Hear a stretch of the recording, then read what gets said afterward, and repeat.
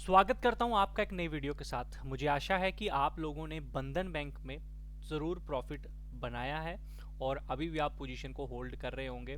अभी भी हमारे टारगेट अचीव्स नहीं हुए हैं। जिन्होंने बंधन बैंक का वीडियो नहीं देखा है वो ज़रूर ये वाला फुल वीडियो देख लीजिएगा। शॉर्ट में देखना है तो जो आज मैंने जस्ट 59 सेकंड का डाला है वो ये देख लेना, ठीक है। लेकिन फुल डिटेल वाला देखोगे तो काफ़ी अच्छे से समझ आएगा। आज हम बात करने जा रहे हैं आरबीएल बैंक शेयर के ऊपर। आरबीएल शेयर के ऊपर दोस्तों, अगर आपने आरबीएल शेयर के अंदर निवेश करके रखा हुआ है तो इस वीडियो को एंड तक देखना, या फिर आप आरबीएल बैंक के स्टॉक को खरीदने का सोच रहे थे तो थोड़ा सा रुक जाइए, इस वीडियो को देखिए, आपको सही प्राइस का पता चल जाएगा कहाँ खरीदना है। और अगर आप प्रॉफिट बुकिंग का सोच रहे थे, थोड़ा सा चल गया है अब और सोच रहे हैं कि मैं एग्जिट हो जाऊं, तो भी बोलूंगा इस वीडियो को एंड तक देखना, क्योंकि आपको ये पता चल जाएगा प्रॉफिट बुकिंग कहाँ से आने वाली है। तो ध्यान से देखना इस वीडियो को। एंड प्लीज़ एक चीज़ आप लोगों को मैं स्टार्टिंग में ही बोलना चाहूँगा कि अगर आप पहली बार चैनल पर विजिट कर रहे हो, फुल वीडियो जब भी आप छोड़ते हो, जहाँ पे भी जिस लेवल पे छोड़ते हो, वहाँ पर छोड़ने के बाद एक बार ज़रूर सोचिए क्या लाइक करना बनता है, क्या शेयर करना बनता है, एंड क्या चैनल को नेक्स्ट वीडियो के लिए सब्सक्राइब करना बनता है या नहीं बनता है। तो आरबीएल बैंक की अगर बात करें, आज 1% की तेज़ी के साथ क्लोज हुआ है। पिछले 5 दिनों में 6% और 1 महीने में 7% की तेज़ी दी है और 6 महीनों में 25% का रिटर्न दिया है। और अगर 1 साल का रिटर्न देखोगे तो 115% का रिटर्न ये हमें दिखा रहा है। दोस्तों अब अगर इस लेवल पे हम बात करें तो सबसे पहले मैं आप लोगों को इसका रेवेन्यू दिखाना चाहूँगा, जो कि बहुत अच्छे तरीके से ग्रो हो रहा है। ये बहुत अच्छी बात है। इसके अलावा कंपनी नेट प्रॉफिट भी कमा रही है, लेकिन ऊबड़ खाबड़ है, थोड़ा सा ऊपर नीचे है। ये चीज़ थोड़ी सी दिक्कत कर सकती है आने वाले समय में, लेकिन क्या पता इन्होंने कहाँ पे ये पेमेंट की है जिस वजह से शायद प्रॉफिट कम देखने को मिला। अब इसके अलावा हम लोग जो बात करते हैं वो होती है अर्निंग पर शेयर की। तो अर्निंग पर शेयर भी प्लस में है, ये बहुत अच्छी बात है। कैश फ्लो बात करते हैं, क्योंकि बैंक है तो कैश फ्लो भी देखना जरूरी है। कभी 7.6 था, 6.4 था, 11,000 माइनस में चला गया, 4,9,821। कैश फ्लो अभी नेगेटिव में है। अगर 3 साल से ज़्यादा किसी भी कंपनी का कैश फ्लो नेगेटिव है तो इसका ये मतलब है कि कंपनी को फंड्स की कहीं ना कहीं ज़रूरत है, ऑपरेशंस में दिक्कत आ रही है। इसका क्यों ऐसा मतलब है? इसका ये मतलब होता है कि कंपनी प्रॉफिट तो बना रही है बट प्रॉफिट को कैश में कन्वर्ट नहीं कर पा रही। लेकिन आप बोलोगे यार प्रॉफिट तो कर रही है ना। देखो प्रॉफिट कब तक करेगी। आप एग्जाम्पल ले लो, आपके पास 100 रुपीज़ है, 100 रुपीज़ के ऊपर, 100 नहीं बोलूँगा, 1 लाख का आपने बिजनेस शुरू किया और 1 लाख में आपने 1.5 लाख का प्रॉफिट कर लिया। फॉर एग्जाम्पल समझ लो 1.5 लाख का प्रॉफिट तो हो गया, बट वो 1.5 लाख आपके पास आया नहीं अभी तक, है ना। आपके पास 1 लाख है तो आप बिजनेस भी एक्सपेंड नहीं कर पाओगे, अपने खर्चे भी नहीं निकाल पाओगे, तो कैसे आगे बढ़ेगा? वो तो कम ही होती जाएगी ना आपकी कैपिटल, है ना। आपका अगर 90,000 आया इस साल पर, 1.5 लाख का प्रॉफिट है, वो तो आया ही नहीं हाथ में। तो अपनी कैपिटल से कितनी देर करोगे? कहीं ना कहीं माल परचेजिंग की थी ना, अब आगे भी तो माल परचेज करना है। तो ये होता है कैश फ्लो का मतलब। आई होप आपको समझ आया होगा, लाइक करना ज़रूर अगर समझ आया है। फिर हम जाते हैं इनकम स्टेटमेंट पे। तो मेन जो इनको पैसा आ रहा है वो कहाँ से आ रहा है? एनुअल बेसिस हम देख रहे हैं इंटरेस्ट से ही ज़्यादा पैसा आ रहा है। तो मेन कोर बिजनेस के ऊपर ही कंपनी काम कर रही है, ये बहुत अच्छी बात है। अब जब हम बैंक की बात करते हैं तो बैंक में हमारे पास इनका एनपीए देखना बहुत ज़रूरी होता है। तो एनपीए क्या होता है? जो पैसा फंस गया है वापिस आने के चांस कम है, ठीक है। बैंक मान लेता है कि नहीं आएगा, वापस आ गया, वेल एंड गुड, कोशिश होती है उसकी, बट वो मान लेता है कि ये बैड लोन है कहीं ना कहीं जो वापस नहीं आएगा। अगर आप इसका ग्रॉस एनपीए देखते हैं तो 4.44, 3.37, 2.65, 2.6 है ना, कम हो रहा है, ये बहुत अच्छी बात है। हमेशा हम ग्रॉस एनपीए की ही बात करते हैं, नेट एनपीए भी इनका कम हो रहा है। तो ये बहुत अच्छी बात है कि कंपनी का जो पैसा फंसा हुआ है वो कहीं ना कहीं अब आहिस्ता आहिस्ता वापस जो है वो आ रहा है ना, वो कम होता जा रहा है, पैसा कम फंसा हुआ है। तो ये बहुत अच्छी बात है कि एनपीओ और अगर कम होता है आने वाले समय में तो ये हमारे लिए और अच्छा संकेत होगा इस स्टॉक के अंदर। बात करते हैं थोड़ी सी होल्डिंग की। तो एफ के अंदर 21.91% की होल्डिंग है, बहुत अच्छी होल्डिंग है। डी यहाँ पे 40% होल्ड करते हैं। पब्लिक यहाँ पर माल बेच के निकल रही है, 24.5% उनका भी होल्ड है।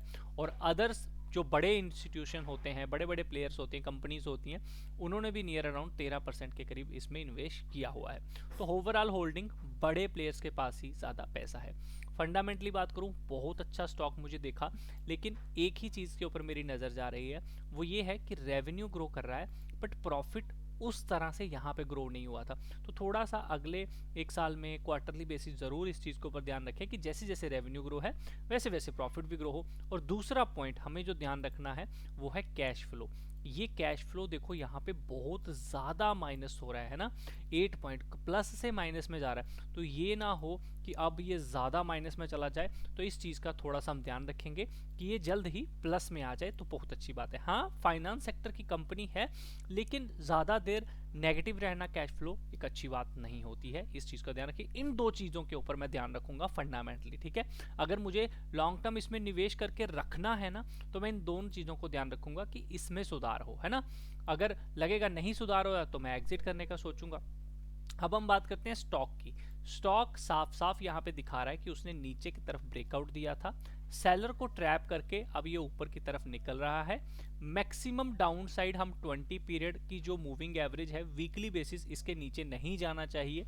और अगर टेक्निकल बेसिस में अभी स्टॉप लॉस की बात करूं तो मेरा ऐसा मानना है 297 एक बहुत अच्छा जोन है बाइंग के लिए भी और स्टॉप लॉस के लिए भी। जिन्होंने ऊपर बाइंग की हुई है वो इसी जोन को ऐसे स्टॉप लॉस मान लें कि वीकली बेसिस अगर इसके नीचे क्लोजिंग हो जाती है, देखो अगर निफ्टी गिर गया, बैंक निफ्टी गिर गया, उस केस में हम स्टॉप लॉस नहीं लेते हैं, हमें वेट करना होता है दोनों की रिकवरी का, है ना।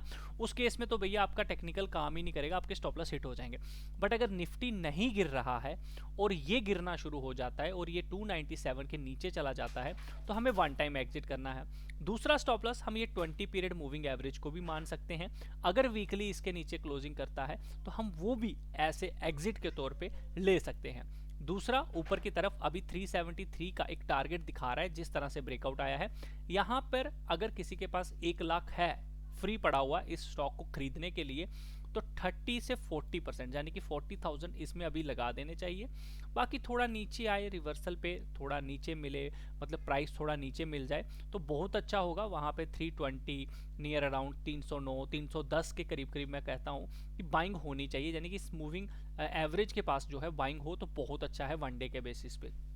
तो वनडे के बेसिस पे आप इस चार्ट को ज़रूर लगाएं और यहाँ पर जब भी ये अपने इस पीरियड के पास आए वनडे के बेसिस पे एक बाइंग बनती है ना 304 310 के पास, यानी कि आपका ना प्राइस थोड़ा हल्का हो जाएगा।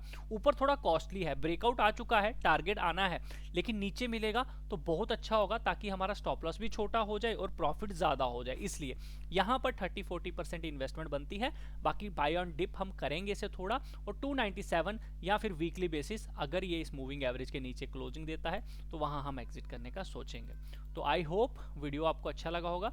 बाकी लॉन्ग टर्म के लिए अगर हम बात करें इस स्टॉक की, तो वीकली बेसिस मैं आप लोगों को एक पिक्चर जरूर यहाँ पे दिखाना चाहूँगा कि लास्ट टाइम ये ट्रेंड लाइन को हिट करके गया था, तो हो सकता है अगर ये अच्छा मूव आया, देखो यहाँ पे ना प्रॉफिट बुकिंग बड़ी ज़रूरी है। अभी के रिसेंट ब्रेकआउट पे 373 का टारगेट है जो मैं आपको दिखा रहा हूँ। बाकी अगर फंडामेंटली अच्छा चला तो हो सकता है आपको 418 तक जाता हुआ दिखे, या फिर इस जोन के ऊपर 800 800 850 ये जो ट्रेंड लाइन थी इसको हिट करता हुआ यहाँ पे आपको दिख जाए। बट ये टाइम लगेगा।